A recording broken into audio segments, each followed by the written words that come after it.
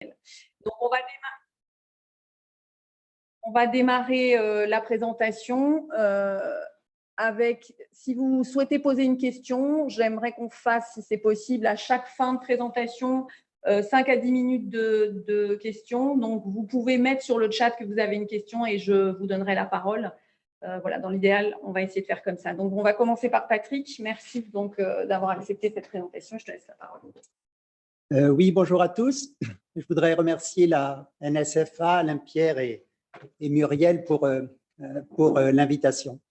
Je vais démarrer par cette diapo qui juste permet de redéfinir la rigidité artérielle. La rigidité artérielle se définit par une baisse de la distensibilité et c'est considéré comme un facteur de risque cardiovasculaire indépendant. La fonction de la distensibilité artérielle, c'est de transformer un bilan, c'est de transformer un débit pulsatile à la sortie du cœur en un débit continu en périphérie. Et en général, la rigidité artérielle, elle représente finalement le récapitulatif d'un ensemble de facteurs de risque. Ensemble de facteurs de risque qui peuvent être bien identifiés en haut à gauche et également des facteurs de risque qui sont moins bien identifiés comme l'épigénétique, le fetal reprogramming ou les DNA damage. Le calcul, la mesure de la rigidité artérielle chez l'homme est assez facile. Il suffit d'enregistrer l'onde de pression au niveau d'une artère carotide de façon non invasive et également au niveau de l'artère fémorale. Et ce qu'on appelle la vitesse de l'onde de pouls, et la vitesse de l'onde de pouls est égale finalement au quotient entre la distance entre les deux sites de mesure et le décalage de temps entre les deux ondes de pression mesurées simultanément. Muriel m'a demandé de faire un tout petit peu de traitement. Donc, la rigidité artérielle, elle est basée essentiellement pour l'instant sur les recommandations de pression artérielle. Et là, vous avez sur les dernières recommandations de l'European Society of Cardiology ou bien d'hypertension artérielle, en général, d'abord, on a des médicaments extrêmement efficaces maintenant pour réduire la pression artérielle. En général, on débute par une bithérapie avec des inhibiteurs du système rénine-angiotensine et un calcium bloqueur. Le deuxième step, s'il y a une résistance, c'est de rajouter un diurétique. Et enfin, le troisième step, c'est là où les antagonistes du récepteur immunocorticoïde ont toute leur place. Les bêta-bloqueurs sont probablement, même ceux d'ailleurs qui ont des propriétés vasodilatatrices, sont probablement des médicaments qui sont les moins efficaces sur la rigidité artérielle. Je voudrais vous présenter ça, parce que ça c'est important, c'est une étude de rupture qui a été réalisée par le groupe de la HEGP avec Stéphane Oran, Pierre Boutoueri, Rosa Maria Bruno. Et ils ont fait quelque chose d'original dans cet essai. Ils ont basé le traitement, ici des patients qui ont une rigidité artérielle, ils ont basé le traitement uniquement basé sur la baisse de pression artérielle, pendant que l'autre bras se basait uniquement sur la partie de rigidité artérielle. C'est-à-dire, dans un premier cas, sur les phénomènes pression dépendants de la rigidité et dans le deuxième cas, sur les pressions indépendantes de la rigidité. Et eh bien, les résultats de cette étude montrent qu'ils sont allés au-delà des recommandations, c'est-à-dire la pression artérielle était parfaitement normalisée dans le second bras. Et en plus de ça, la normalisation de la rigidité artérielle était davantage obtenue par rapport à l'attitude classique.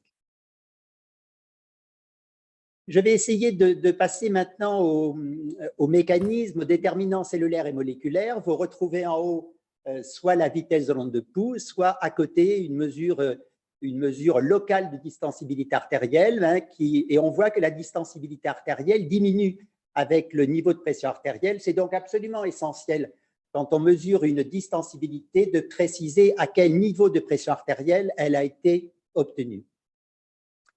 Par rapport à ça, on distingue 4 grands mécanismes. Le premier mécanisme traditionnel, classique, qui est lié aux modifications de la matrice extracellulaire.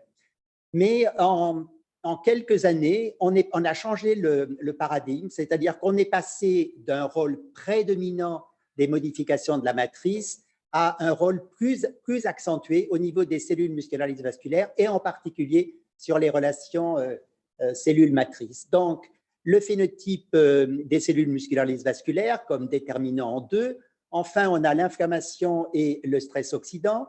Et puis, l'autre facteur est une dysfonction endothéliale. En réalité, l'endothélium joue assez peu dans la rigidité artérielle.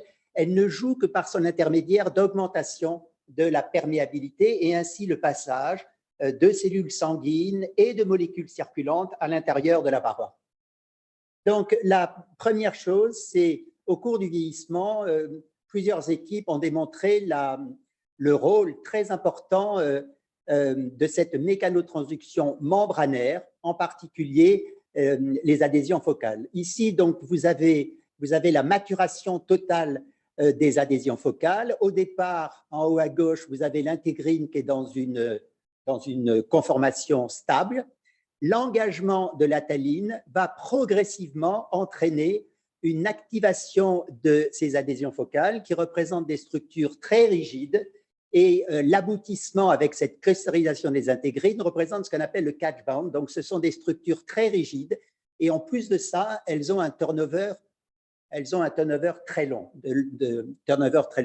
Et en présence d'une rigidité de la matrice, vous avez cette configuration maximale. Et une des premières hypothèses, c'était de dire, eh bien, je vais inhiber une molécule essentielle intracellulaire qui va, par exemple, se brancher à la taline, et vous aurez ainsi, lié à F-actine, vous aurez une diminution de la distensibilité artérielle.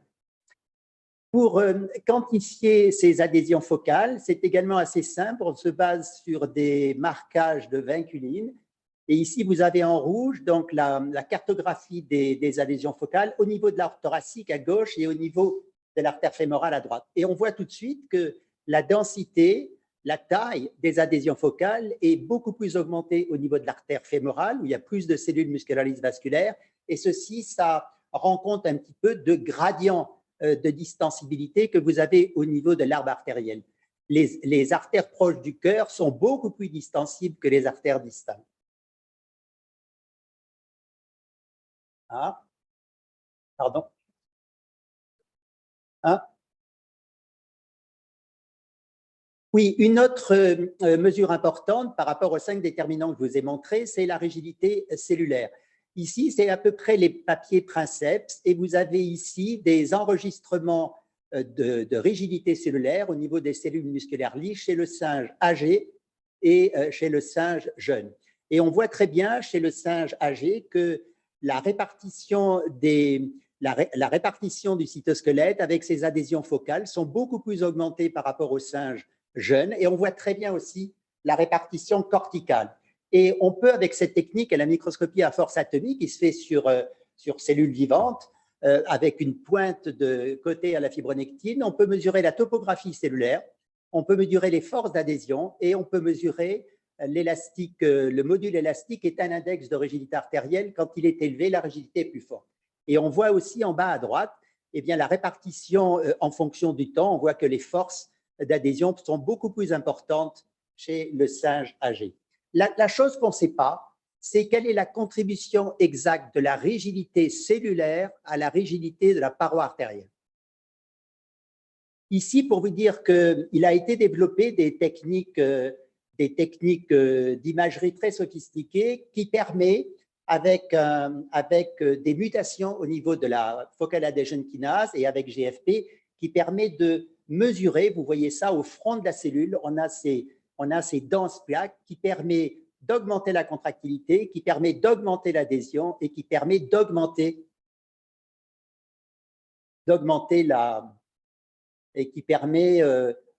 finalement la migration des cellules musculaires. Ici, je vous ai parlé jusqu'à présent de la mécanotransduction membranaire à gauche avec l'activation des adhésions focales qui se lient au filament d'actine.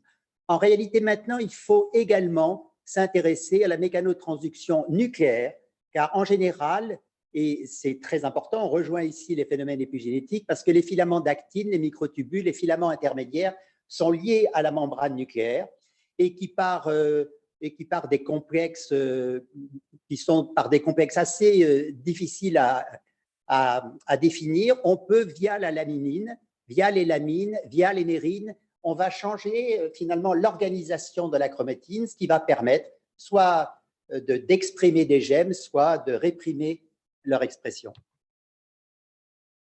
Je vous donne un exemple au niveau IAPETA, je ne vois pas le haut de la diapo, par rapport à IAPETA, qui sont des facteurs de transcription, et on voit très bien en haut à gauche que ces facteurs de transcription, ce sont des cofacteurs de transcription, ils nécessitent leur translocation à l'intérieur du noyau pour agir au niveau de l'expression des gènes. Et en bas, sur des souris mutants pour YAP, on voit que beaucoup de molécules, en particulier les intégrines, chez la souris mutante pour YAP, elles sont diminuées. On n'a pas l'expression de toutes ces molécules d'adhésion. Et ça s'accompagne en haut à droite d'une diminution de la rigidité cellulaire.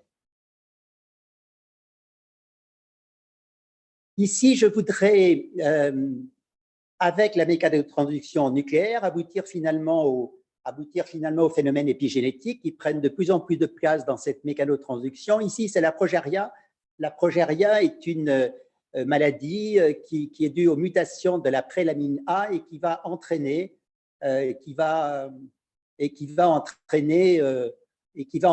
un vieillissement artériel très accéléré avec l'accumulation de progérine. Et on voit ici, sur des cultures, on voit ici que c'est des fibroblastes de progeria. Vous avez sur la deuxième colonne une diminution de la méthylation au niveau des histones 3. Et ce qui est important, c'est qu'on est capable maintenant de reprogrammer ce profil épigénétique, ce profil de méthylation avec des IPS. Et ce qui est assez extraordinaire, c'est que ce reprogramming des marquages épigénétiques sont accompagnés effectivement par une diminution de l'accentuation et de l'accumulation de progérine. Ces enfants meurent très vite avec un vieillissement artériel très, très accéléré et avec des vitesses de l'onde de pouls qui sont autour de 20-30 mètres par seconde. La normale est entre 6 et 8.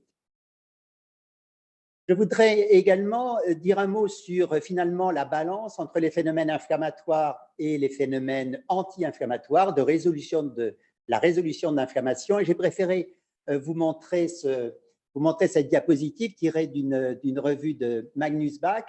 En réalité, ces médiateurs lipidiques, ils sont divisés en deux classes. D'abord, les résolvines, par exemple, D2, qui sont des molécules de résolution de l'inflammation par comparaison, par exemple, aux leucotriènes comme médiateur lipidique et qui ont au contraire une action pro-inflammatoire.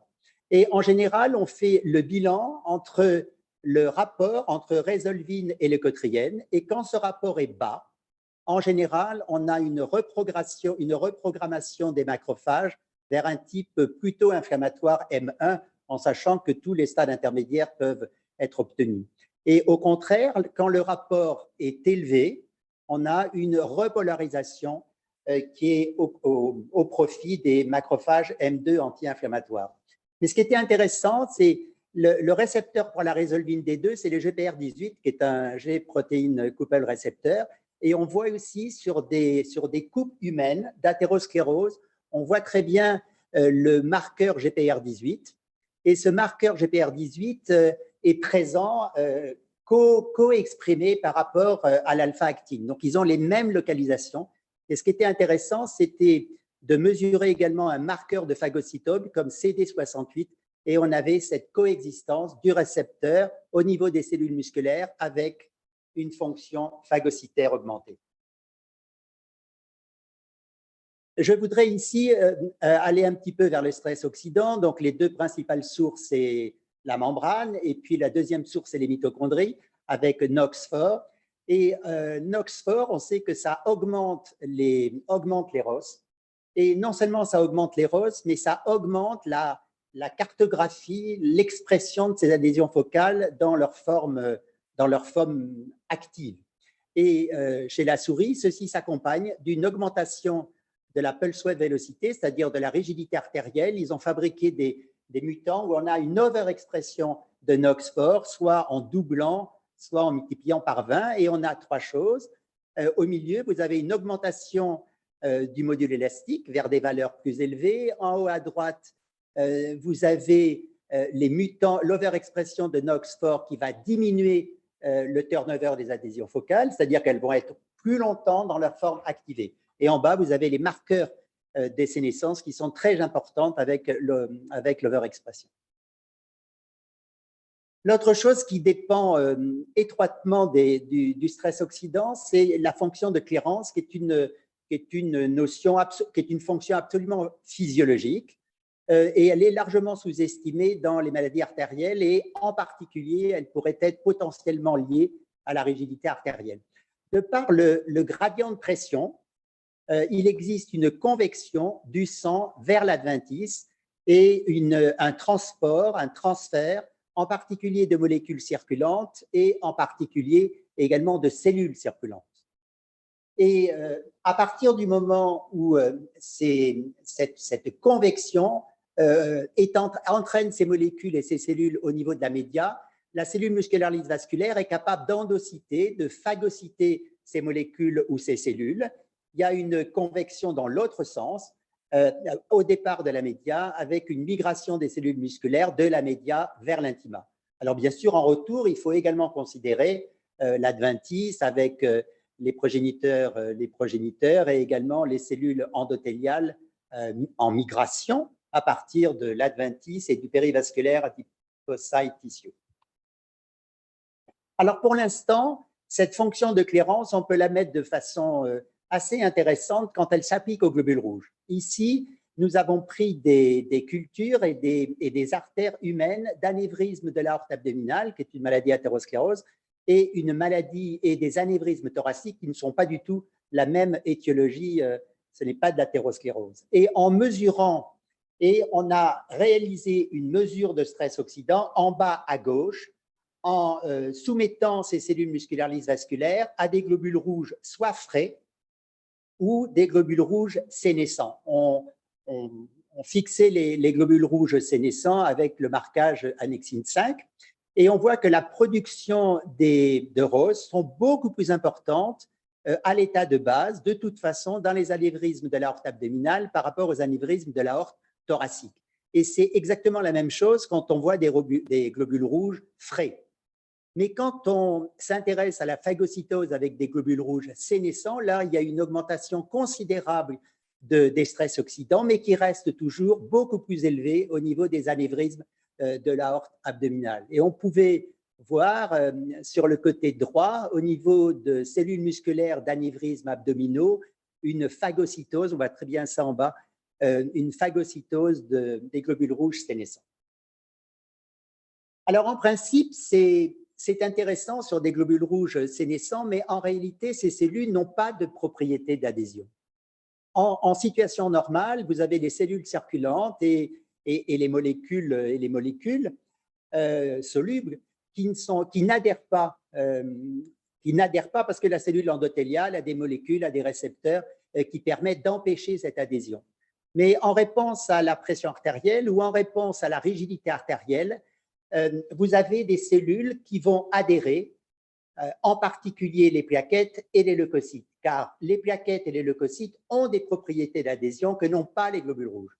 Donc, avec cette augmentation de la perméabilité et cette activation leucocytaire, vous allez aboutir à la synthèse qu'on appelle la nétosis, c'est-à-dire le relargage et les leucocytes activés vont libérer leur ADN, leur histone et les molécules apparentées. Et cette formation de NETs qui représente probablement actuellement des complexes très thrombogènes, c'est à la base finalement du rapport que l'on peut faire entre rigidité artérielle et coagulation. C'est ce que montre un petit peu cette diapositive, c'est le travail de Véronique Regnault à l'unité. S'il y a deux maladies qui provoquent des rigidités artérielles excessivement importante, c'est le diabète de type 1 et l'insuffisance rénale dialysée. Et par exemple, j'en parlerai pas, mais dans le diabète de type 1, on n'a pas encore trouvé des médicaments qui ralentissent l'atteinte artérielle. Dans l'insuffisance rénale, c'est pareil. Et vous voyez en haut, par rapport à la rigidité artérielle en bas, pulse wave vélocité qui va de 5 à 25, c'est tout à fait corrélé à des facteurs de coagulation, soit le facteur 8, soit la prothrombine, avec des corrélations positives.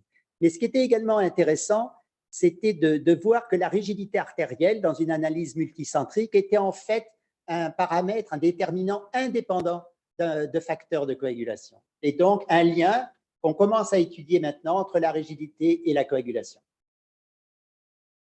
Je voudrais, avant de terminer, sur une réflexion. En général, on s'intéresse à des modèles d'haltérosclérose ou bien à des modèles de vieillissement. Mais peut-être que nous devrions nous orienter également vers des modèles qui ont ni l'un ni l'autre. Alors, ce modèle animal, il existe, il s'appelle le Necken-Moll rat en haut à gauche. C'est la taille d'une souris, ça a la peau nue. Ils sont considérés comme parmi les 5 mammifères les plus affreux au monde. Et moi, je les ai tenus dans la main, ils sont plutôt gentils. Ils meurent en réalité de morsures et ils meurent d'infection.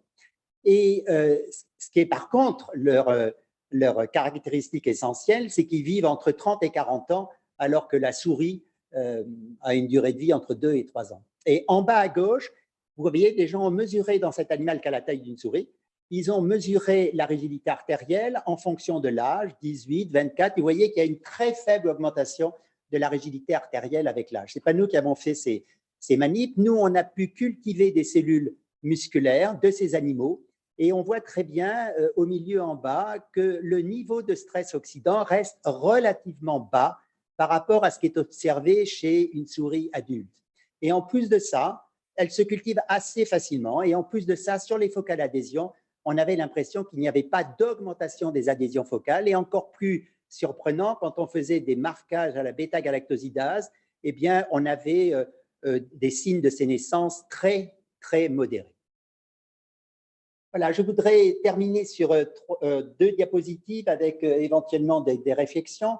Il faut continuer à travailler sur la rigidité artérielle largement au-delà de l'hypertension et du vieillissement et de regarder dans ces maladies quelle est la place éventuellement des approches pour diminuer la rigidité artérielle. Le deuxième, c'est qu'il faut s'intéresser maintenant à la dynamique spatio-temporelle de la mécanotransduction, à la fois au niveau de la membrane, à la fois au niveau du noyau, et pour permettre finalement, même au niveau des phénomènes épigénétiques, relier les 2 mécanotransductions. Le troisième point, il faut également établir, je vous ai montré 2 exemples, de la fonction de clairance et de la fonction de sénescence déterminée par des mécanismes épigénétiques, en sachant qu'on ne sait pas toujours si le vieillissement entraîne la sénescence de cellules ou bien si c'est l'inverse. Et enfin, quel était le rôle des cellules circulantes dans cette production de neutrophiles extracellulaires TRAPS qui relient coagulation et rigidité. Enfin, je n'ai pas eu le temps de vous parler de tout ça. Ce qui est intéressant, c'est l'effet bénéfique des inhibiteurs de PCSK9 en termes de rigidité. On ne sait pas très bien si c'est en réponse à leurs propriétés antilipidiques ou à leurs propriétés antioxydatives ou anti-inflammatoires. C'est exactement pareil pour les anticoagulants directs de type anti-10. Probablement qu'il y a une action sur ce comportement artériel. Enfin, on n'a pas testé directement, il y a des enregistrements avec les résolvines qui montrent que ces médicaments de résolution de l'inflammation diminuent la rigidité artérielle.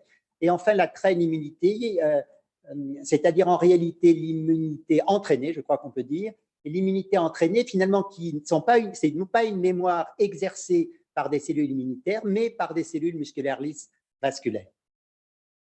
Voilà, je voudrais vous remercier, j'espère que je n'ai pas été trop long, et pour juste introduire la société Artérie qui s'occupe beaucoup de rigidité artérielle et remercier les personnes du laboratoire. Merci.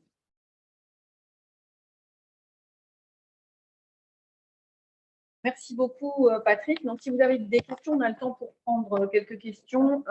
Si vous pouviez écrire sur le chat, je vais commencer en attendant. Je prendrai vos questions au fur et à mesure ou je vous donnerai la parole si vous souhaitez prendre la parole. Moi, j'ai une première question, Patrick, par rapport à la rigidité et la coagulation. Tu as parlé d'une corrélation entre rigidité et coagulation. Et ma question, c'était, est-ce que tu penses que c'est un réel impact mécanique entre la paroi et les plaquettes du système, ou est-ce que c'est finalement la matrice qui est modifiée qui va avoir un impact biologique sur la modification de la coagulation? Non, je pense que c'est plus en lien avec les cellules musculaires lisses vasculaires. Les cellules musculaires vasculaires, par exemple, ont par exemple comme intégré une alpha-V bêta-3 et c'est le seul récepteur dans la paroi qui est capable également de lier la prothrombine. Donc là, on a une signature moléculaire de la relation entre les deux. Et sinon, c'est vrai que… Mais on a regardé ça dans l'insuffisance rénale. C'est une maladie extrême en termes de rigidité. Il y a également toutes les molécules circulantes chez les gens comme ça qui sont dialysés, qui ont une part inflammatoire très forte. Parce que les cellules musculaires vasculaires sont capables de générer de la thrombine, sont capables de faire de la coagulation bien plus importante que la cellule endothéliale. Okay. Plutôt de la partie médiane qui pourrait jouer un rôle. Okay. S'il n'y a pas de questions tout de suite, voilà. Julie, tu peux venir peut-être au micro, je vais te faire avancer ici. Oui, j'avais une question sur le Naked Wallrat, là, je ne connaissais pas, qui ressemble un peu à l'inverse de la cloto, de la souris cloto qui, elle, vieillit trop vite. Est-ce qu'il est connu la raison pour laquelle, le polymorphisme ou la mutation? Sur la souris cloto, nous, on avait fait des mesures, il n'y avait pas des augmentations très fortes de rigidité, à même niveau de pression artérielle, malgré le niveau de sénescence très important, hein, en termes de longueur des télomères. Et là, le rat, là, du coup, on ne sait pas d'où il tient cette capacité. Il a des capacités antioxydatives très importantes et on pense que ça passe par une signalisation NRF2. C'est l'action qu'on a mis en évidence pour l'instant. Dernière question. Il n'aura pas de cancer. Dernière question ici, et après, on va peut-être enchaîner. On verra à la fin si vous avez d'autres questions. Au niveau moléculaire, là, sur la TI et tout ça, on parle toujours de tout ça, et quelle est la contribution à la réalité artérielle des interactions de ces cellules? Peu, parce qu'au niveau des contrôles artériels, il y a peu de relations cellules. C'est essentiellement des relations cellules matrices. Mais c'est vrai que quand tu t'éloignes un petit peu des artères de conductance, ce sont ces artères-là qui représentent vraiment les artères de distensibilité artérielle, là, il y aura plus de cellules musculaires vasculaires, et là, elles peuvent jouer un rôle. Mais elles ont moins de rigidité pour répondre à cette question. Ouais, j'ai une question donc, sur le chat. Donc, vous avez parlé de NOX4. D'autres NADPH oxydases ont-elles été identifiées ou d'autres systèmes oxydants? Oui, des activateurs de NOx au niveau des NADPH oxydases, c'est pareil, c'est la même histoire, ça augmente la rigidité artérielle. Mais c'était intéressant de voir que même au niveau c'était la progression de l'overexpression de NOx4 qui était parfaitement corrélée, c'est assez intéressant. Et merci beaucoup, Patrick. On va essayer de garder le timing et on va passer donc à la présentation suivante. Donc, la présentation de Stéphane Avril. Je voudrais remercier donc, pour avoir accepté donc, de faire cette présentation. Donc, Stéphane qui a un profil un petit peu différent puisqu'il est ingénieur des mines, donc chercheur et co-responsable d'une unité INSERM à Grenoble, Saint-Étienne. À Saint-Étienne, donc il va nous parler de l'apport de la simulation numérique biomécanique dans l'étude des interactions entre rigidité artérielle, remodelage pariétal et mécanorégulation. Tu vois pas ça, les gens? Non? Non, c'est bon, je te laisse la parole.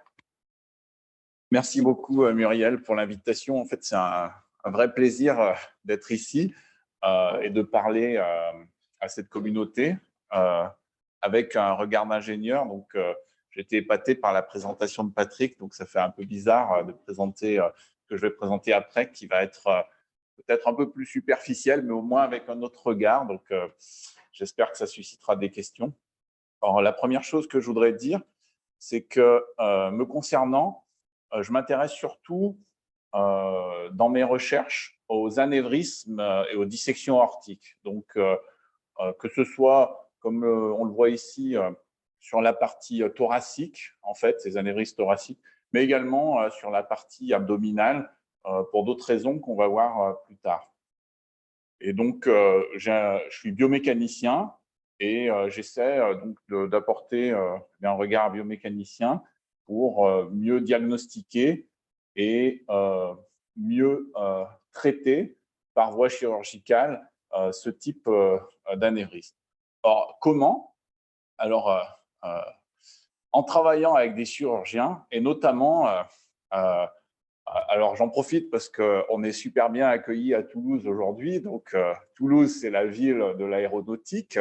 Et j'ai un collègue chirurgien avec qui j'ai travaillé depuis 15 ans et qui, dès le début, connaissait ce qu'on appelle la méthode des éléments finis. Donc, c'est une méthode de modélisation mathématique qui permet de résoudre des équations qui sont satisfaites, les équations de la physique qui sont satisfaites par exemple par l'écoulement de l'air autour d'un avion, mais aussi par la résistance et les contraintes qu'il y a dans une structure d'un avion et donc, ou d'un rotor, etc. Et donc, en résolvant ces équations, aujourd'hui, on dimensionne des avions sans faire systématiquement des tests et les avions volent et sont même plus sûrs qu'autrefois, alors qu'on fait beaucoup moins de tests en amont. Donc, ce collègue chirurgien voulait absolument qu'on utilise cette méthode également pour le traitement des anévrismes. Et c'est ce qu'on a fait. On a développé une méthode qui repose sur les simulations sur ordinateur. Et aujourd'hui, on a même donc créé une start-up avec ce chirurgien qui s'appelle Predisurge et qui utilise ces simulations pour prédire le déploiement d'une endoprothèse dans le traitement des anévrismes de l'aorte. On a même l'agrément CE et donc l'agrément FDA est en cours. Donc, j'allais dire, on a réussi à simuler l'endoprothèse. Mais ce qui est compliqué et ce qui m'a toujours fasciné, c'est est-ce qu'on peut aussi faire des modèles numériques de la paroi et de comment la paroi fonctionne sur le plan mécanique. Et pourquoi c'est plus compliqué? Eh bien, ici, j'ai repris des schémas, notamment un schéma publié dans Science par Humphrey, et qui montre à quel point il y a des interactions mécano-biologiques à différentes échelles. Alors, l'échelle, on va dire, macroscopique de l'organe, eh bien, la mécanique, elle intervient où? On a du sang qui circule, qui crée un flux. Ce flux crée des contraintes de cisaillement sur la paroi. Et on a également une pression qui étire la paroi dans le sens circonférentiel. Et on a même un étirement dans le sens axial, puisque les artères, les grosses artères élastiques, sont tendues. Comment ça se manifeste aux échelles en dessous? Eh bien, on a cette structure lamellaire, en fait, dans les artères élastiques, avec des lamelles d'élastine et des cellules entre chaque lamelle. Et en fait, ces cellules sont aussi étirées et même leur cytosquelette est étiré, puisque comme l'a très bien décrit Patrick, on a en fait ces adhésions focales qui relient la matrice au cytosquelette et aux composants du cytosquelette de la cellule. Donc, à chaque échelle, on va avoir des interactions qui vont ensuite activer des voies de signalisation biologique et il est important de les prendre en compte pour comprendre comment la mécanique va induire une adaptation du système et comment l'adaptation du système va se répercuter sur la mécanique et en particulier sur la rigidité. Donc, j'allais dire que l'objectif principal de mes recherches, c'est de répondre à ces questions. En fait, c'est de comprendre ces interactions à deux échelles, c'est ce que je veux présenter aujourd'hui, l'échelle tissulaire et l'échelle cellulaire, pour aller vers des modèles numériques qui pourraient être utilisés comme on les utilise aujourd'hui pour la conception des avions. Donc, on va commencer par l'échelle tissulaire. Et donc, je voudrais commencer d'abord par faire un petit point de mécanique sur, donc en anglais, ce qu'on appelle le stress, the stress. En français, c'est la contrainte. Donc, les contraintes, on les utilise beaucoup en mécanique parce qu'en fait, en réalité, la mécanique, c'est comment on relie les forces qui s'appliquent sur un objet aux déformations que cet objet va subir.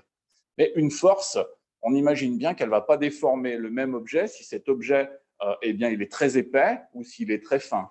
Et donc, c'est pour ça qu'on normalise ces forces par la taille des objets. Et c'est ça la contrainte. La contrainte, c'est homogène à une pression, et donc c'est équivalent à cette force par unité de surface. Et donc, des contraintes dans la paroi d'une artère. Ici, on a ce petit schéma de cylindre.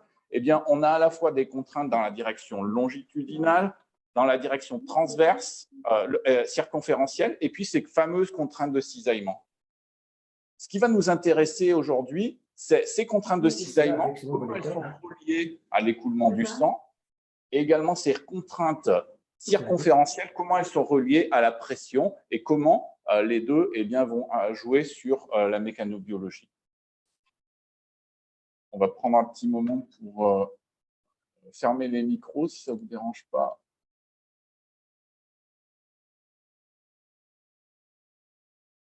Voilà, c'est fait, donc je vais continuer. Et donc, la contrainte étant définie, donc la rigidité, donc très bien introduite par Patrick. Donc, comment on la relie à ce que je viens de dire en mécanique? Eh bien, vous avez ce petit schéma ici. Donc, pour nous, la rigidité, ici, dans cette présentation, c'est simplement la mesure de comment, pour une même force, eh bien, un objet va se déformer. Donc, j'allais dire aussi relié à la compliance, mais la compliance, c'est l'inverse de l'élasticité. Et donc, on mesure très bien par les artères, par l'onde de pouls et la vitesse de propagation de l'onde de pouls. Alors, j'ai introduit tout ça. Pourquoi?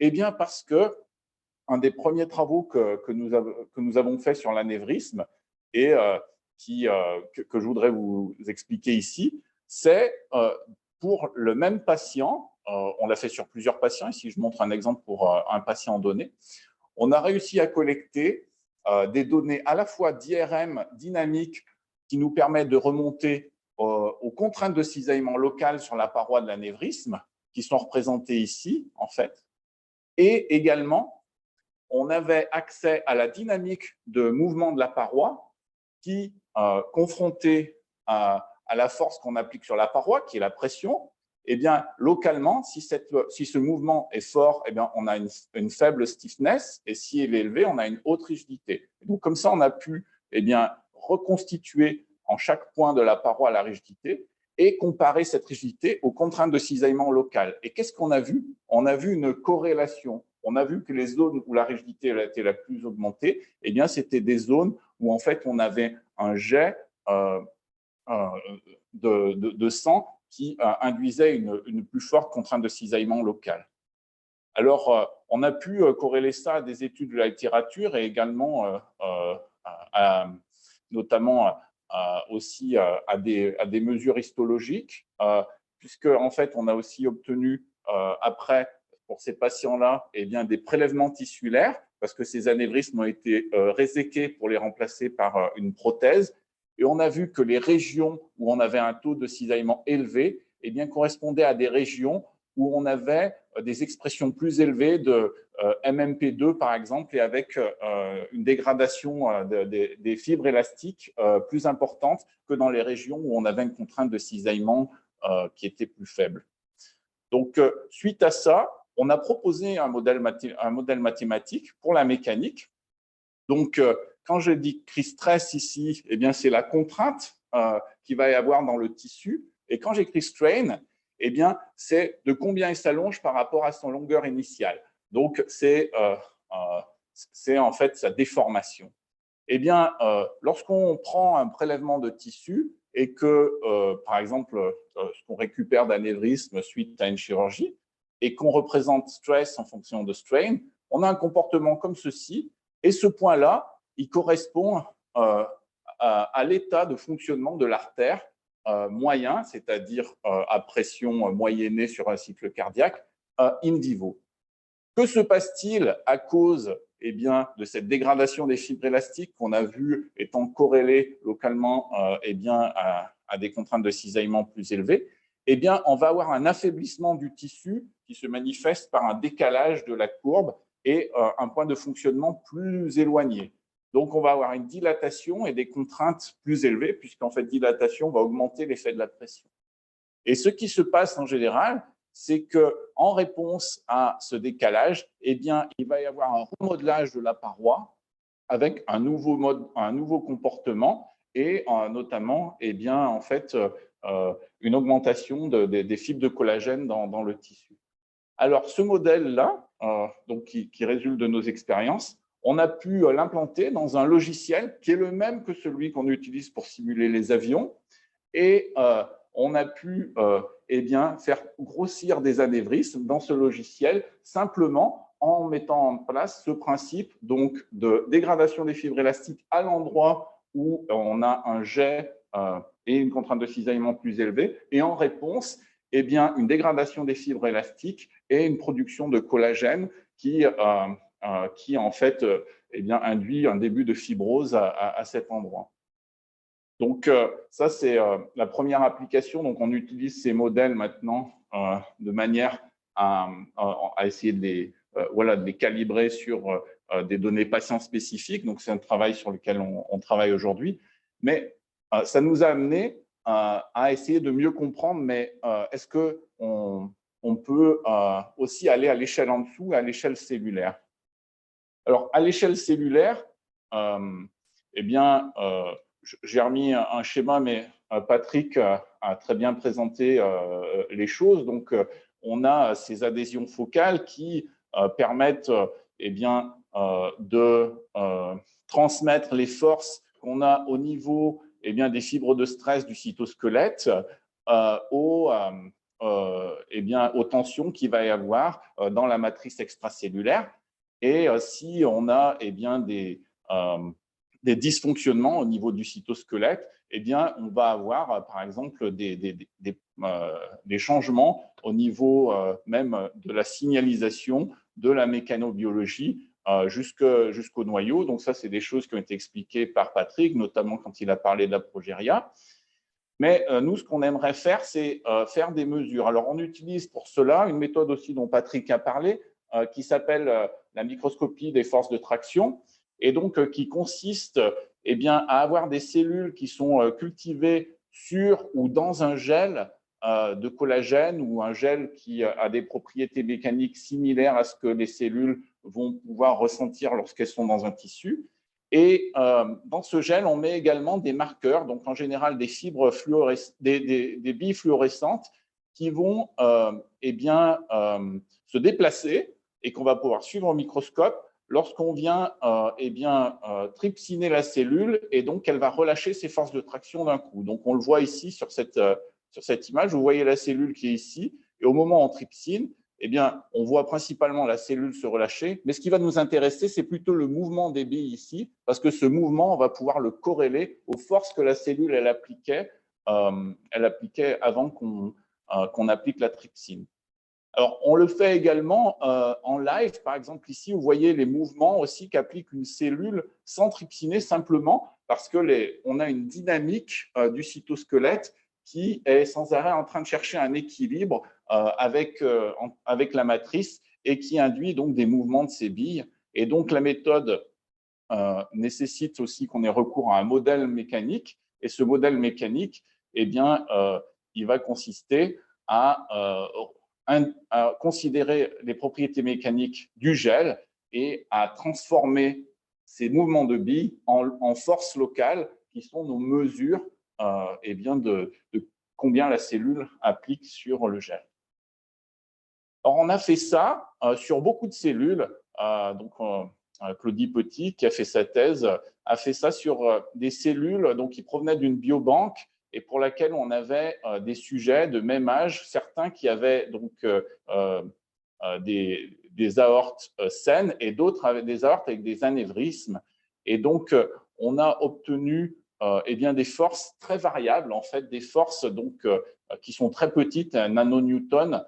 Donc, pour dire un nanonewton, c'est 100 grammes. Donc, un newton, c'est 100 grammes. Donc, un nanonewton, c'est 1 million de fois plus petit.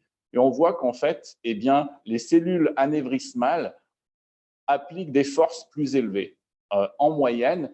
Et en fait, c'est plus qu'il y a un plus grand nombre de cellules anévrismales qui appliquent des forces plus élevées que 200, alors qu'on n'en retrouve pas justement dans les cellules saines.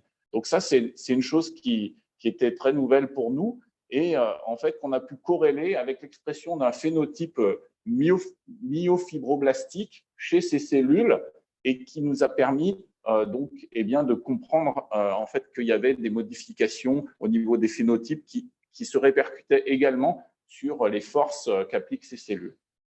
Alors, on a voulu revenir au logiciel qu'on utilise pour simuler les avions. Et donc, on s'est dit, est-ce qu'on peut utiliser ce logiciel aussi pour comprendre comment la cellule elle va pouvoir modifier son phénotype? Alors, c'est des travaux qui sont plutôt en cours. Et ici, vous avez donc un modèle élément fini d'une cellule. Et en fait, on va appliquer à la cellule eh bien, une contraction du cytosquelette jusqu'à ce que les forces qu'elle applique sur son environnement correspondent aux forces qu'on mesure in vitro avec notre méthode de microscopie de force de traction. Et ce que vous voyez ici, eh bien, en fait, c'est un modèle donc, du noyau. Mais si on zoome un peu plus sur le noyau, ce qu'on va voir, c'est en fait qu'on a des forces assez importantes qui se transmettent sur le noyau et qu'on a pu analyser, et notamment, on a pu analyser le fait que la rigidité du substrat sur lequel les cellules sont, donc ici, on avait des substrats de 2, 4 et 8 kilopascales. Donc, ce sont 3 rigidités sur lesquelles on cultive nos substrats, nos cellules. On a pu remarquer que les déformations du noyau sont très différentes. On a une augmentation en fait, des déformations lorsqu'on augmente la rigidité. Et on a pu remarquer aussi que les cellules eh bien, appliquent des forces plus élevées lorsqu'on se rapproche de 10 kilopascales avant que ces forces rediminuent. Donc, on a un fort lien entre rigidité du substrat et puis, en fait, tension dans la cellule et donc déformation du noyau. Donc, ça, c'est j'allais dire, bon, ben, l'évolution jusqu'à ce modèle numérique pour nos simulations de cellules. Alors, je vais essayer maintenant de parler un peu de où on veut aller, puisque donc, on a fait ces modèles à la fois au niveau cellulaire et tissulaire. Donc, une des questions qu'on se pose aujourd'hui, c'est de valider ces modèles pour des études, notamment sur eh bien, tester une hypothèse.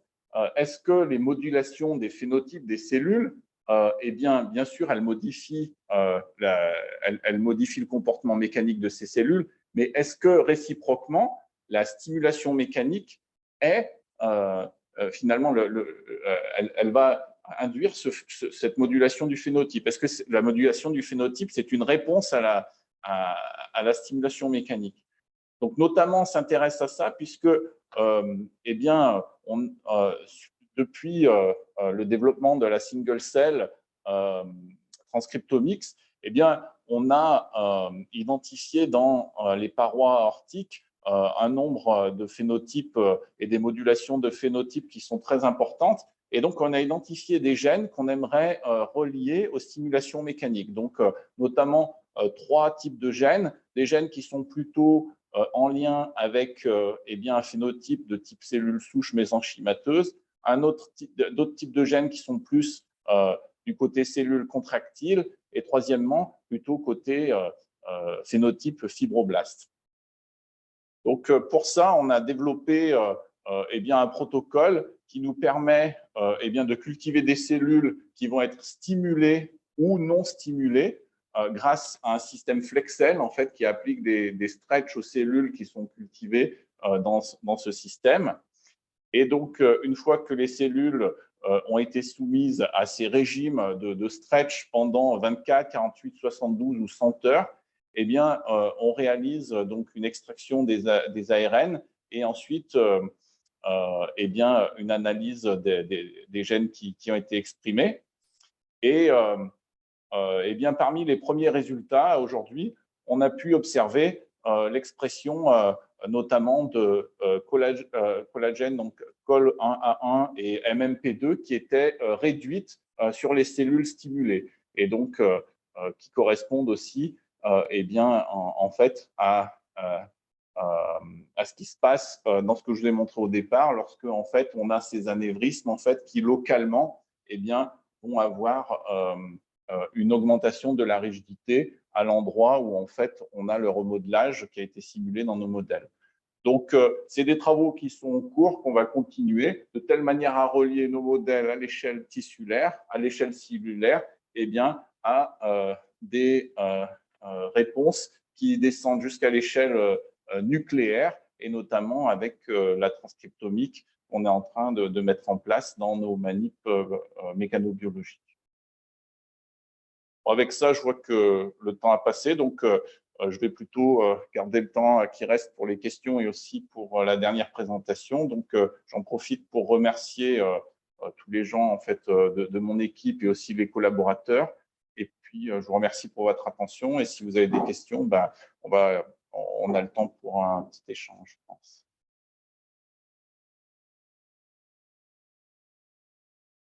Merci beaucoup, Stéphane, pour cette présentation. Ultra intéressant. Moi, j'ai plein de questions, mais donc, je vois déjà qu'il y en a où je vais peut-être laisser d'abord la parole Hop. OK. Donc, Laurent Ducas qui pose une question. Est-ce que tu veux prendre la parole avec le son ou est-ce que Oui, je oui, lis? pas de souci. Vous m'entendez bien? Oui, parfait. Oui, bonjour, merci beaucoup. Je voulais revenir sur vos modèles d'interaction substrat-cellule et vos mesures particulièrement sur le noyau que vous avez montré. J'ai cru voir, mais j'ai peut-être fait erreur, que vos substrats présentent des rigidités de quelques kilopascales, c'est ça? Oui. Comment vous placez ça par rapport aux mesures qui ont déjà été déterminées et présentes dans la littérature, par rapport au fait que la matrice extracellulaire présente quand même, alors en fonction évidemment des différents types de protéines identifiées, mais qui sont plutôt de l'ordre de quelques centaines de kilopascales, voire mégapascales dans certains cas. Comment vous placez vos résultats par rapport à cela, s'il vous plaît? Oui, donc c'est vraiment intéressant. D'ailleurs, on est arrivé à Toulouse déjà depuis ce matin et on a parlé de ça déjà dans la journée. Ah, d'accord. Donc, non, mais effectivement, au départ, j'aurais d'ailleurs été aussi plutôt vers les rigidités qu'on mesure quand on fait des tests de traction sur les artères qui sont de l'ordre de celui que vous mentionnez. Oui. Et en fait, on a remarqué que les situations optimales pour les cellules, optimales en termes de force qu'elles peuvent appliquer, sont plutôt vers 10 kilopascales. Et donc, on interprète cela comme le fait que la paroi artérielle, elle est composée de ces lamelles d'élastine et de cet espace interlamellaire. Et lorsqu'on a une rigidité d'une centaine, voire milliers de kilopascales, c'est principalement les lamelles d'élastine qui apportent cette rigidité. Et la rigidité de l'espace interlamellaire, en fait, reste une inconnue même aujourd'hui. Et on suppose que, en tout cas, cet espace interlamellaire, la manière qu'a l'élastine aussi de faire ce stress shielding sur les cellules, eh bien, lui apporte une rigidité, on va dire, ressentie, locale, pas tissulaire, mais vraiment à l'échelle locale de la cellule, plutôt de l'ordre de cette dizaine de kilopascales. C'est l'hypothèse qu'on fait aujourd'hui, mais c'est difficile d'aller isoler dans un tissu les contributions de l'élastine et du collagène, mais on sait quand même que l'élastine, c'est le plus gros contributeur à la distribution de la contrainte dans la paroi, de toute manière. D'accord, ok. Donc effectivement, ces quelques dizaines de kilopascales semblent suffisants pour entraîner une réponse cellulaire assez nette. Voilà. Ok, ok. Merci beaucoup. Merci. Moi, j'ai une question aussi sur l'étirement, en fait, sur la contrainte mécanique à l'étirement et sur l'expression génique. Quand vous avez fait ces manips-là, est-ce que vous avez fait des contraintes cycliques ou est-ce que c'était la réponse à l'étirement? En fait, ma question, c'est quand on modifie, on sait aussi qu'avec un même étirement, mais si on modifie la rapidité, par exemple, des étirements, on peut avoir des modifications. Comment est-ce qu'on peut expliquer ça d'un point de vue mécano-biologique? En fait, moi, j'ai du mal à comprendre. Et déjà, qu'est-ce que vous avez utilisé dans votre système? Donc, on a fait les deux. En fait, au départ, c'est un peu une histoire comme ça en passe tout le temps dans les labos. J'avais demandé à la doctorante de faire les tests avec un étirement sur les cellules et il ne se passait rien. Et à un moment, je lui ai dit, mais tu fais bien en dynamique? Tu fais bien. Ah, non. Et donc, au départ, elle a fait des tests où elle a étiré et après, elle a laissé étirer comme ça pendant un jour, 2 jours, 3 jours. Mais en fait, pour la cellule, ça ne change rien parce qu'en fait, on a une espèce de relaxation de la cellule, je pense, au bout de 5 minutes, où la cellule, on avait fait des tests où si on fait de la nantation AFM, par exemple, sur le cytosquelette d'une cellule, on trouve une force et puis après, cette force, elle se relaxe. En fait, le cytosquelette, il s'adapte. Il s'adapte et il se remodèle en permanence et donc très vite, il s'adapte aux situations qu'on lui fournit en quelques minutes. Par contre, si on fait une sollicitation cyclique à la seconde, là, il n'y a pas d'adaptation. Donc la cellule, eh bien, elle est en permanence sollicitée mécaniquement et donc si elle l'est ou si elle ne l'est pas, ça change en fait eh bien, Donc, toi, tu penses que c'est le défaut de réadaptation parce que du coup, si on fait plus ou moins rapide, on a aussi des… Alors après, la fréquence, oui. Ouais. Ouais, la fréquence, on n'a pas de données, on n'a pas étudié la fréquence. Okay. Mais par contre, en tout cas, les fréquences autour du Hertz, quoi, donc en fait de la pulsation, c'est des fréquences qui dépassent le temps qu'il faut à une cellule pour s'adapter. On le voit, c'est plutôt de l'ordre de quelques minutes. Si on applique une sollicitation à une cellule, on attend, au bout de quelques minutes, il y a plus, la force, elle revient à la valeur initiale. Par contre, si on applique des sollicitations cycliques, eh bien là, en fait, la cellule, elle va être sollicitée en permanence. Le cytosquelette, il ne suit pas. Et donc là, il y a vraiment des effets mécaniques permanents sur la cellule. Merci. Il y a une dernière question ici? Non? Alors, on va peut-être vite alors essayer de continuer pour être dans les temps. Merci beaucoup, Stéphane. C'est parfait au niveau du timing. Donc, on va continuer cette présentation avec Julie Klein, qui travaille ici, qui est chercheur à l'I2NC et qui va nous faire une présentation donc, sur l'utilisation de la protéomique pour l'identification de biomarqueurs et de mécanismes des complications cardiovasculaires associées à la maladie rénale chronique. Merci beaucoup, Julie. Oui, merci beaucoup, Muriel. Merci beaucoup pour l'invitation à présenter aujourd'hui. Donc, comme l'a dit Muriel, on va parler de protéomique maintenant dans deux aspects principaux qui sont l'identification de biomarqueurs et l'identification de nouveaux mécanismes dans les complications cardiovasculaires qui sont associées à la maladie rénale chronique. Donc, d'abord, on va parler donc rapidement du contexte biologique médical, que sont les maladies rénales chroniques, la calcification vasculaire et les complications cardiovasculaires. Puis, je vous expliquerai brièvement pourquoi et comment nous, on utilise la protéomique dans nos projets de recherche. Et je finirai par deux exemples concrets d'utilisation de la protéomique pour la recherche de biomarqueurs et la compréhension des mécanismes. Donc, pour commencer, les maladies rénales chroniques, ça c'est notre thématique de recherche dans notre laboratoire. Au départ, on est vraiment centré là-dessus. Les maladies rénales chroniques, elles sont caractérisées par une perte progressive mais irréversible de la fonction rénale. Et c'est un ensemble de maladies donc, qui représentent en fait une prise en charge extrêmement complexe, des questionnements de recherche très divers. Donc, je ne vais pas tous les citer, évidemment. Je vais me centrer un petit peu sur ce qui représente la problématique centrale dans ces maladies. Donc, le premier défi pour la maladie rénale chronique, c'est que en fait, les patients vont évoluer à terme vers une perte totale de fonction rénale, l'insuffisance rénale terminale, qui est une maladie mortelle. Il y a besoin pour ça de mettre en place des dialyses ou des transplantations. Mais le grand défi, c'est qu'en fait, tous les patients ne vont pas évoluer vers l'insuffisance rénale et surtout pas tous à la même vitesse.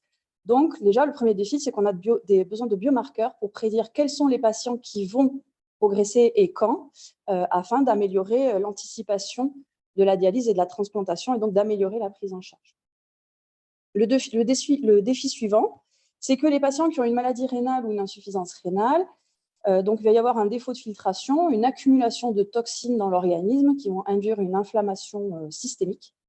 Et également, le rein est impliqué dans la prise en charge du métabolisme du calcium et du phosphate. Et donc, on va avoir des désordres du métabolisme minéral et osseux. Et tout ça va avoir un effet extrêmement délétère sur le système vasculaire, avec en particulier le développement de lésions prototypiques, qui sont des lésions de calcification vasculaire, et en particulier de la calcification vasculaire médiale. La calcification vasculaire intimale est plutôt l'apanage de l'athérosclérose. La calcification vasculaire médiale, c'est le vieillissement, le diabète et la maladie rénale chronique. Et donc, la calcification vasculaire, c'est des mécanismes qui sont extrêmement complexes et pour lesquels on manque à l'heure actuelle de traitement. Sauf que cette calcification vasculaire, elle va avoir un effet délétère sur le système cardiovasculaire, entraînant une rigidité, et ce qui va entraîner les complications cardiovasculaires que l'on observe chez ces patients, puisqu'en fait, je vous ai dit que l'insuffisance rénale était une maladie mortelle, ce qui est vrai, mais pas dans les pays développés comme les nôtres, dans lesquels on a la dialyse et la transplantation. Dans nos pays, nous, on meurt de complications cardiovasculaires, c'est la principale cause de mortalité. Et donc, on a besoin de biomarqueurs pour prédire ce risque cardiovasculaire chez nos patients, puisque les néphrologues le disent, un patient en particulier en dialyse, la question n'est pas de savoir s'il va mourir, mais quand est-ce qu'il va mourir. Donc, nous, on s'intéresse à tous ces questionnements avec au centre de notre recherche l'utilisation des omics en général et de la protéomique en particulier. Alors, quand on discute avec nos collègues, en particulier collègues cliniciens, une question revient toujours, c'est pourquoi est-ce que vous continuez à utiliser des omics pour votre recherche à visée translationnelle, avec des arguments qui reviennent souvent et qui sont tout à fait valables, qui sont que voilà, les omics, on en entend parler tout le temps, il y a plein de publis, des biomarqueurs partout. Pourtant, tout cela n'est jamais appliqué à la clinique. La réalité, c'est que ces publications ne sont quasiment jamais appliquées ensuite en clinique. Les données omics sont très difficiles à être produites, à être analysées. Ce sont des méthodologies qui sont coûteuses et longues à mettre en place. Et donc, effectivement, on voit difficilement comment ça pourrait arriver en routine dans un hôpital pour être ensuite utilisé auprès du patient, même si les spectros de masse rentrent un petit peu plus en clinique à l'heure actuelle. Et tous ces arguments sont très vrais. D'ailleurs, ça fait partie aussi en partie de nos thématiques de recherche. On essaye de travailler aussi sur ces différents aspects. Et malgré tout, on continue à utiliser les omics parce que nous, comme d'autres, nous pensons vraiment que les maladies complexes, comme les maladies rénales ou les maladies cardiovasculaires, qui touchent de manière systémique l'organisme, ne peuvent pas être réduites et décrites par une seule molécule. Donc, pour schématiser ça, j'ai fait ce petit dessin. Donc, on voit ici une population avec des malades et des patients et des personnes saines. Et on essaye de les classer à l'aide d'une seule molécule, d'un seul marqueur.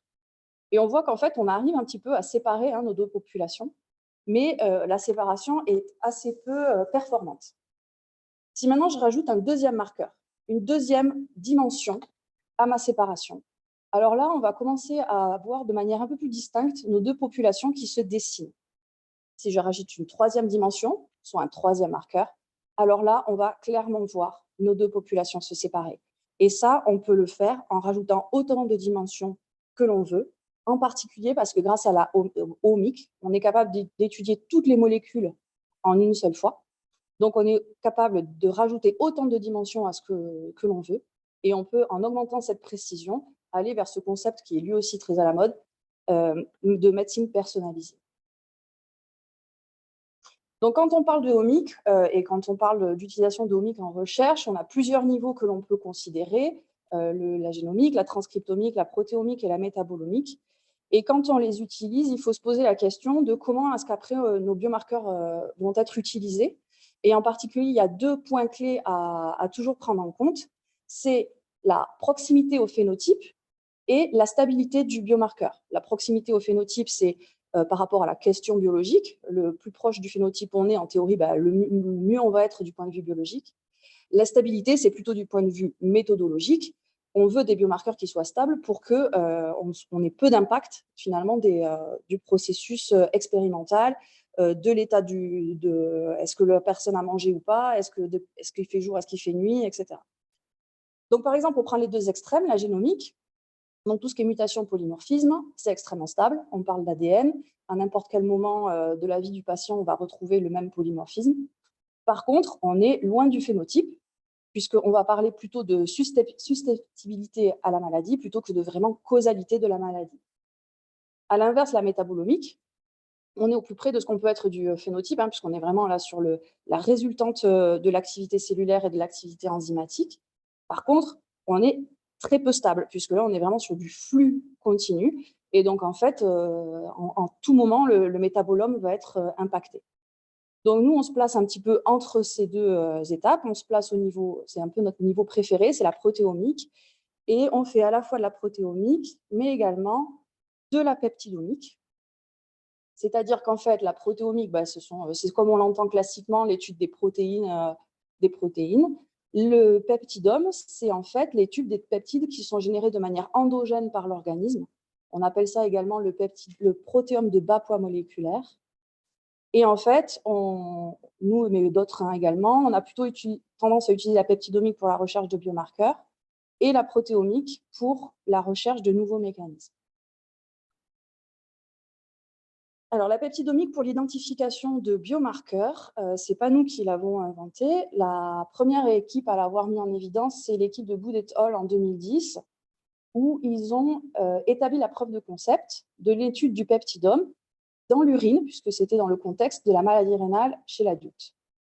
Donc, ils ont pris 230 patients avec une insuffisance rénale, qu'ils ont comparé à près de 400 contrôles sains. Ils ont étudié donc ce peptidome urinaire et ils l'ont comparé.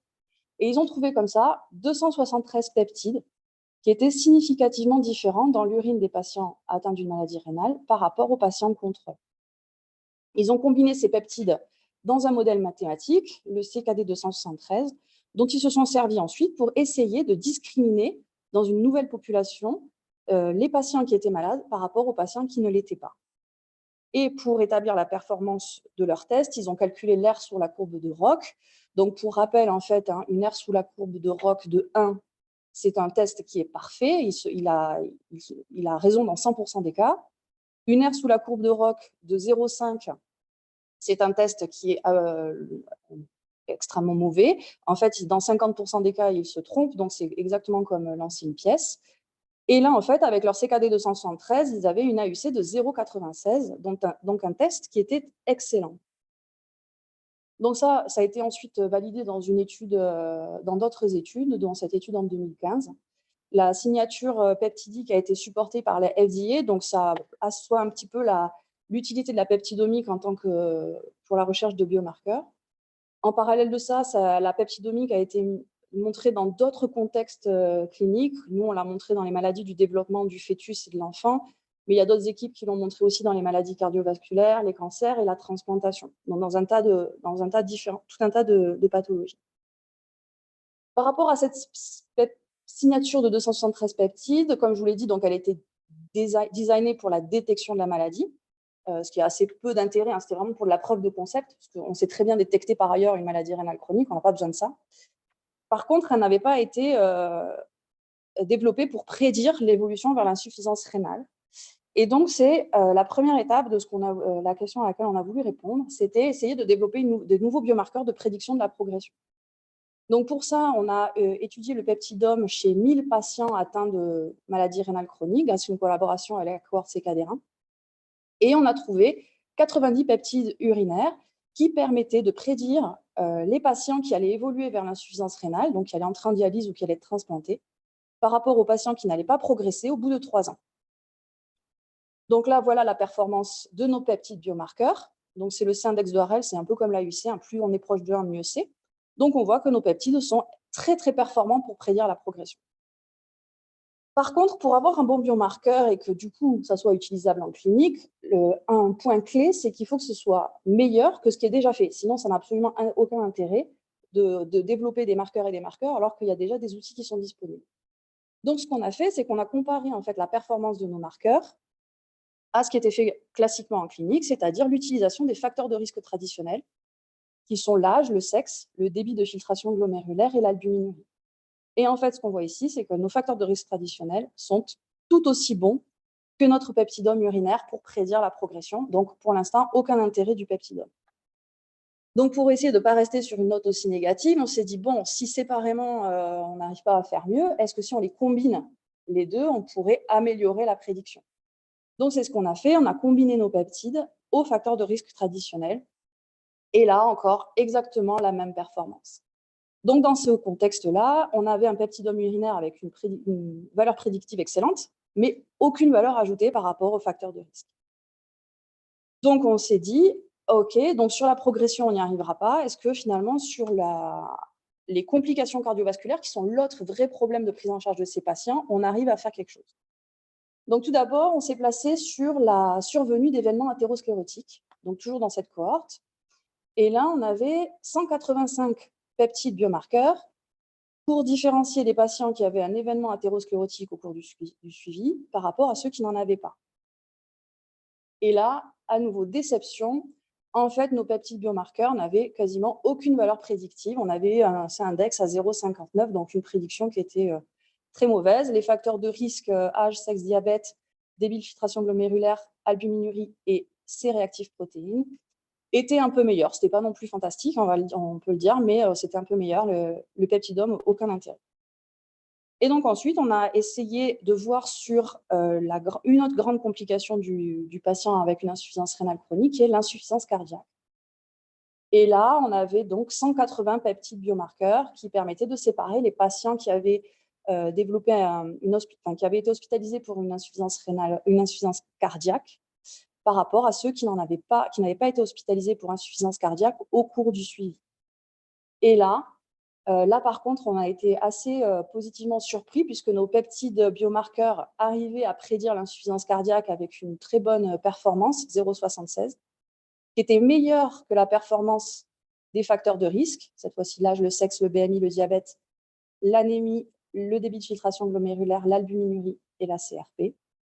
Et quand on combinait les deux, alors là, on était encore meilleur par rapport à cette prédiction. Donc là, dans ce cas-là, le peptidome urinaire avait une excellente valeur prédictive et surtout une valeur ajoutée par rapport aux facteurs de risque traditionnels.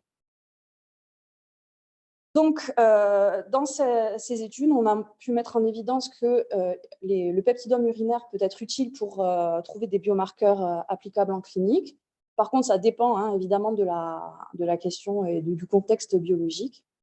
Ça reste une technologie complexe et coûteuse à mettre en œuvre. Donc, de là à dire que ça va passer en pratique courante, on n'en est pas encore là, mais ça vaudrait peut-être le coup quand même de continuer dans ce domaine-là. Par contre, en termes maintenant de pathophysiologie, vous voyez, j'en ai pas du tout parlé.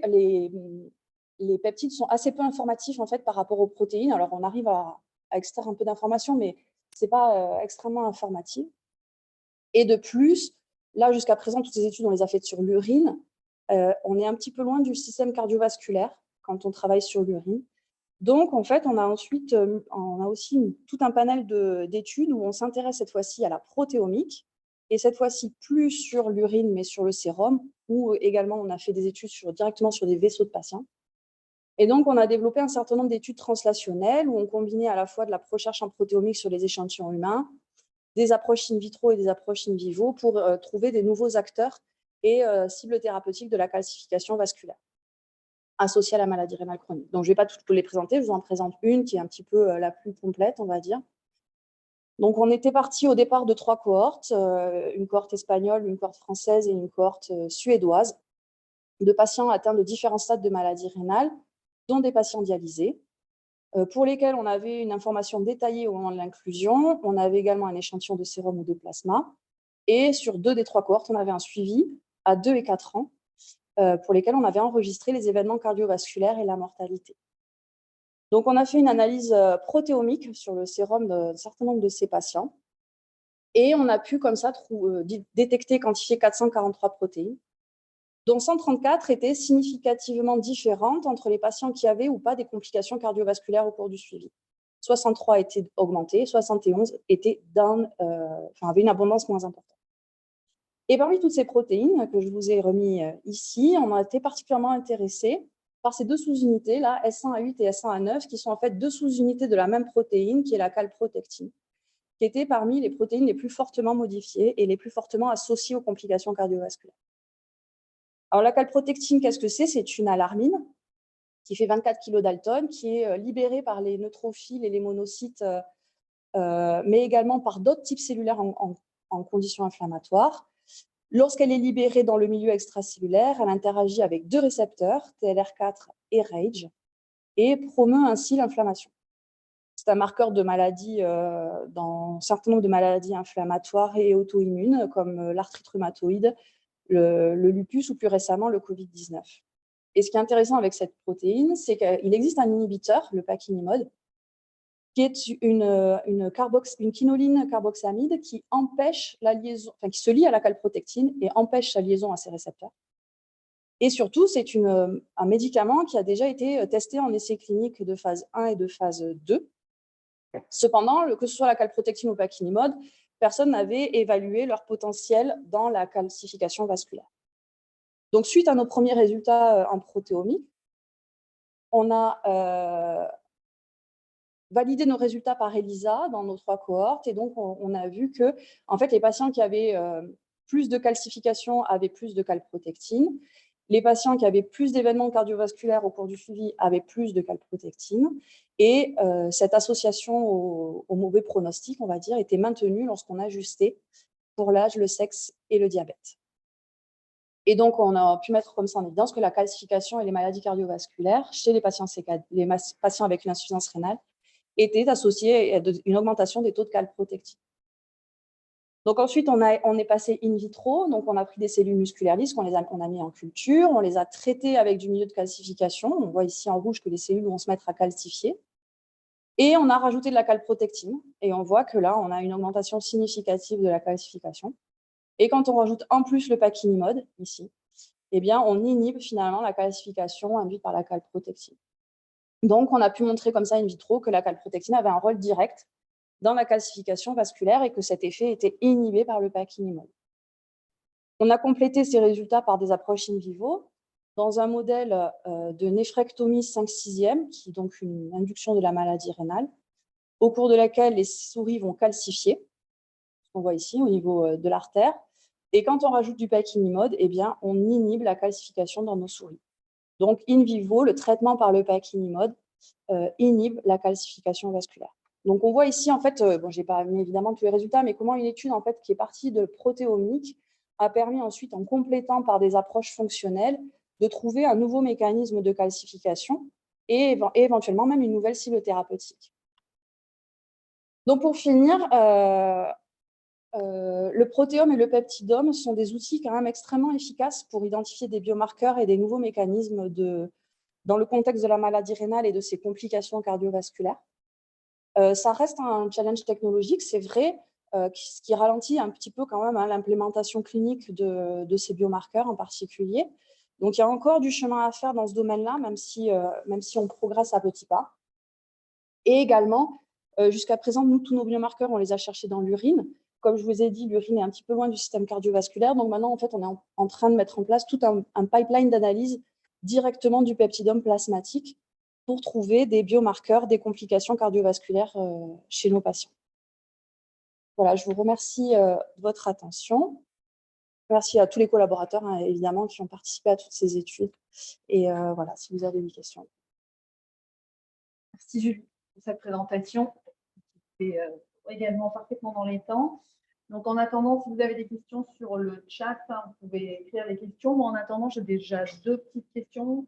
La première, c'est finalement, quel est l'avantage du peptidome par rapport au protéome? Vous a montré, alors j'ai compris l'avantage du protéome par rapport au cible thérapeutique finalement, mais quel est l'avantage du peptidome par rapport au protéome? La deuxième n'a rien à voir, donc je la pose après. Donc, en fait, l'avantage du peptidome, il est principalement, on va dire, méthodologique au départ. Il est du fait que pour analyser du protéome, il faut d'abord digérer les protéines, donc rajouter des étapes de trypsine, etc. Donc, ça rajoute des étapes au protocole et donc des biais potentiels. Si on voulait vraiment des biomarqueurs, il vaut mieux éviter d'avoir des étapes trop longues de préparation, puisque chaque fois, ça rajoute des biais de préparation et de reproductibilité. De manière générale, les peptides sont beaucoup plus stables que les protéines, surtout dans l'urine, puisqu'en fait, ce sont déjà des produits de dégradation. Donc, ils sont déjà, en fait, déjà dégradés au moment où on les analyse, alors que la protéine, en fonction de comment on va stocker l'échantillon, elle va être plus ou moins dégradée. Et ensuite, les peptides, on peut les analyser par électrophorèse capillaire couplée à la spectrométrie de masse, qui est une technologie un peu plus légère que la chromatographie liquide, par exemple. Et après, et ça c'est plus spécifique de la maladie rénale, les peptides sont filtrés normalement par le rein, même en conditions physiologiques, même dans les phases précoces de la maladie. Les protéines, on n'en trouve pas dans l'urine en temps normal. Donc en fait, pour avoir des biomarqueurs précoces, on ne peut pas se baser sur les protéines parce qu'il faut attendre que le filtre soit très abîmé pour les voir. Mais ça, c'est vraiment plus dans le… Voilà. Je vais poser ma deuxième question, s'il y a des questions sur le chat. Alain Pierre, c'est toi qui as posé la première question. Est-ce que tu veux prendre la parole? Non, oui, merci. Oui. Ouais, moi, je voudrais savoir pourquoi vous dites que les peptides ne peuvent pas renseigner sur la mécanistique, parce qu'en fait, elles ont lien probablement avec le nombre, la quantité de métalloprotéases ou des mécanismes de dégradation protéomique, de protéique. Et en fait, c'est parce qu'on ne connaît pas ce domaine-là que vous dites ça? Alors là, je n'ai pas parlé, mais là, c'est pour vous montrer un peu à quoi ressemble le peptidome. Alors en tout cas, urinaire, parce que le plasmatique, on est encore en train de le découvrir. Donc déjà, ce qu'on voit, c'est qu'on a une grande majorité de collagène. Donc c'est vrai, hein, je veux dire, le corps humain, c'est avant tout du collagène. Donc, c'est assez normal qu'on en retrouve beaucoup dans l'urine. Et après, on a effectivement un certain nombre de protéines autres que des collagènes qui sont impliquées dans d'autres fonctions comme le transport, l'hémostase, l'immunité, l'inflammation, etc. Mais la majorité, ça reste du collagène. Et donc, pour les interpréter, effectivement, soit on a de la chance et on tombe sur une de ces protéines, et voilà, sauf que souvent, on tombe sur du collagène. Et donc là, il faut passer aux protéases. Et donc, en fait, moi, justement, pendant un postdoc, j'avais fait tout un système de prédiction à partir des peptides biomarqueurs urinaires. Je prédisais les protéases qui étaient impliquées dans leur génération. Mais on est sur de la prédiction. Donc, après, il faut remonter à de l'activité protéasique, il faut le vérifier, etc. Donc, c'est assez lourd. En fait, c'est assez lourd. Donc, on arrive à trouver de l'information.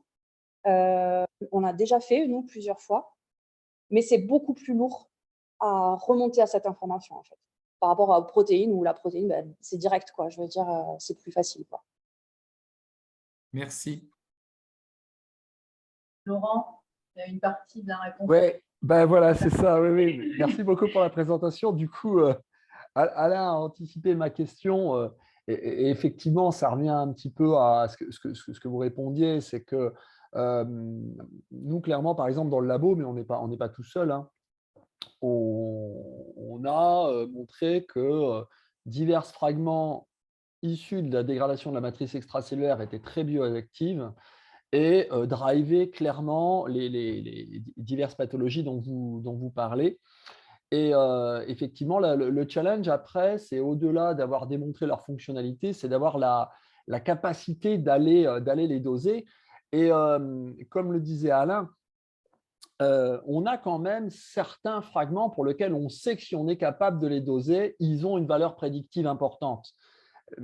On a forcément le mécanisme derrière parce qu'il a déjà été démontré, mais vraiment, on a le challenge d'aller les chercher.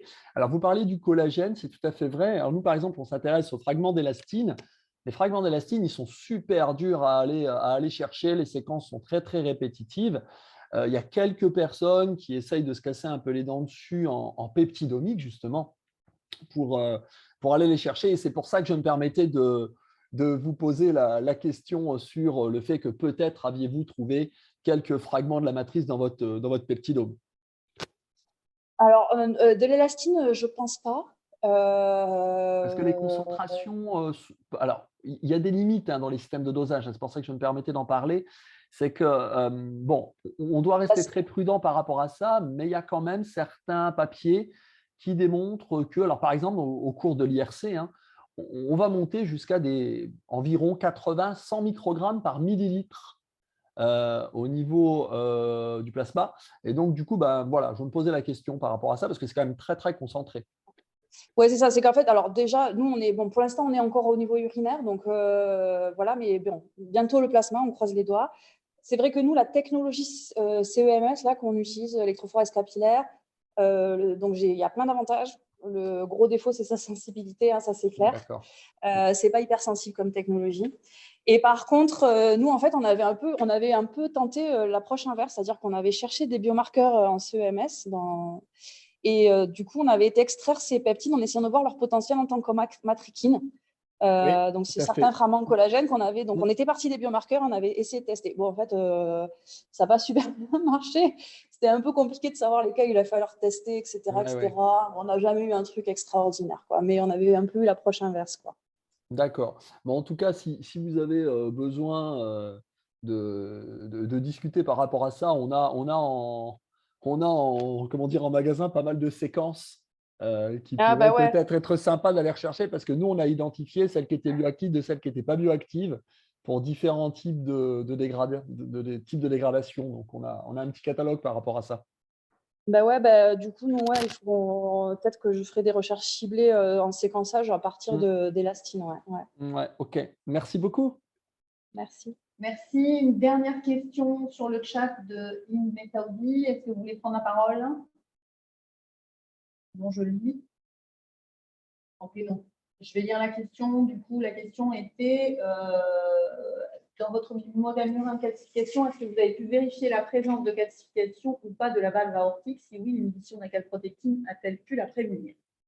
Non, on n'a pas du tout regardé la calcification des valves Alors, dans ce modèle, et en fait, on n'a pas du tout regardé l'effet de la calprotectine sur la calcification des valves. On travaille avec, on a des collaborateurs à Amiens là, qui travaillent sur la calcification des valves, mais nous, on ne le fait pas. On n'a jamais regardé. Je ne peux pas répondre. Est-ce que le modèle Murin fait de la calcification? Et alors, non, pas. Celui que tu utilises, non. Non, alors bon, je sais pas. Non, je sais pas. Pour la calcification des valves, ils utilisent plutôt d'autres modèles. Okay. Donc celui-là en particulier, il n'est pas. Après, il y a assez peu de gens qui travaillent sur la calcification des valves. Ok, merci beaucoup. Donc, on va s'arrêter 19h pile. Donc, merci vraiment pour avoir tenu le timing. Merci encore pour les gens d'être restés jusqu'à 19h et d'avoir participé. Merci encore aux orateurs. Et donc, au prochain webinaire NSF1. Merci, au revoir. Au revoir. Merci beaucoup, Au au revoir. revoir, merci beaucoup. Au revoir. Au revoir.